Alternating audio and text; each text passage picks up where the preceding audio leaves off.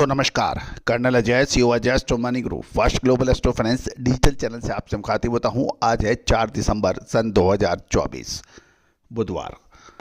दोस्तों oil seeds and edible oil यानी तिलहन व खाद्य तेलों पर देश का पहला चैनल है जो आपको लगातार अपडेट और विश्लेषण प्रस्तुत करता है। चाहे वो सोयाबीन हो, सरसों हो, कैस्टर हो या फिर मूंगफली, कॉटन वॉश या फिर कॉटन सीड ऑयल या फिर रिफाइंड, इन सभी पर अपडेट देने वाला देश का पहला चैनल है। तिल आदि में भी हमने आपको लगातार अपडेट दिए हैं। खबर निकल के आ रही है कि अंतर्राष्ट्रीय बाजारों में कच्चे तेल की तेजी का असर खाद्य तेलों पर पड़ा। सोयाबीन और सोया मील में तेजी दर्ज हुई और अंतर्राष्ट्रीय बाजारों में वायदा बाजारों में एक जबरदस्त हेजिंग की पोजीशन बनी। जानिए पूरी रिपोर्ट विस्तार से। दोस्तों आपको याद होगा साल 2023, साल 2024, साल 2021-22 हमने लगातार आपको जो खाद्य तेलों पर अपडेट दिए जो अक्षर सत्य साबित हुए थे। याद कीजिए सितंबर मंथ की अग्रिम तेजी का अग्रिम अनुमान, अक्टूबर मंथ के अंदर उतार और चढ़ाव का दोनों का सटीक अनुमान और नवंबर महीने के प्रथम सप्ताह के आसपास तक जबरदस्त तेजी का हमारे अग्रिम अनुमान सही साबित हुए हैं। दोस्तों कहा जाता है कि खाद्य तेलों में काम करना आसान नहीं है। छोटे मिलर्स, छोटे स्टॉकिस्ट हमेशा से हैरान और परेशान की बातें करते हैं, लेकिन यदि सटीक विश्लेषण मिले, काम अपनी क्षमता और ताकत के अनुसार किया जाए तो इसके अंदर बड़ा लाभ भी मिलता है। जितनी ज़्यादा वॉलेटिलिटी उतनी ज़्यादा मुनाफा, बशर्ते आप सही अनुमान पकड़ें। तेजी आने के बाद तेजी और मंदी आने के बाद मंदी से अक्सर नुकसान होता देखा गया है। जब तेजी बन जाती है तो सुपर तेजी की उम्मीद में आप माल खरीदते हैं और उसके बाद बाजार नीचे गिरते हैं।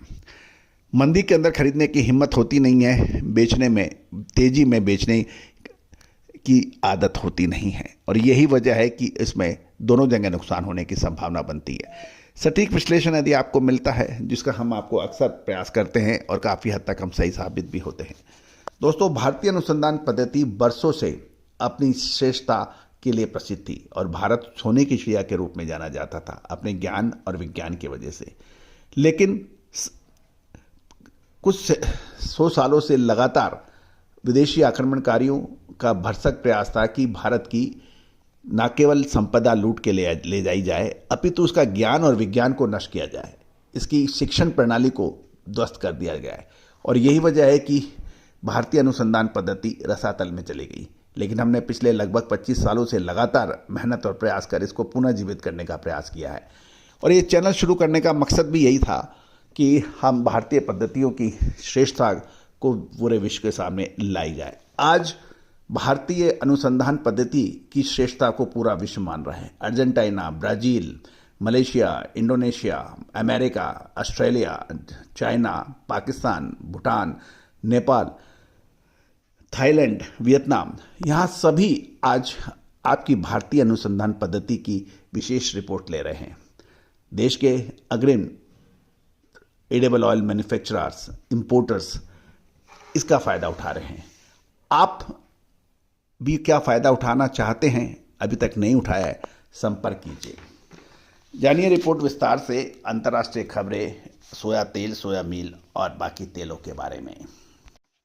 दोस्तों शिकागो बोर्ड ऑफ ट्रेड, जिसे हम सीबॉट कहते हैं, सोया ऑयल वायदा मंगलवार को कल कच्चे तेल की बढ़ती कीमतें और सोयाबीन की रिकवरी के समर्थन में तेजी के साथ बंद होने के समाचार हैं।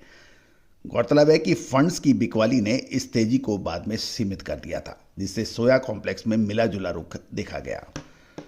दोस्तों जनवरी 2025 का सबसे एक्टिव फ्यूचर कॉन्ट्रैक्ट सोया ऑयल वायदा 0.72 सेंट बढ़कर 42.14 सेंट प्रति पाउंड पर बंद हुआ। सोया मील वायदा स्थिर से लेकर $2.60 प्रति टन की बढ़त पर रहा, जबकि national front month cash soybean की कीमतें 3.4 सेंट बढ़कर 9.43 सेंट प्रति बुशल पर बंद हुई।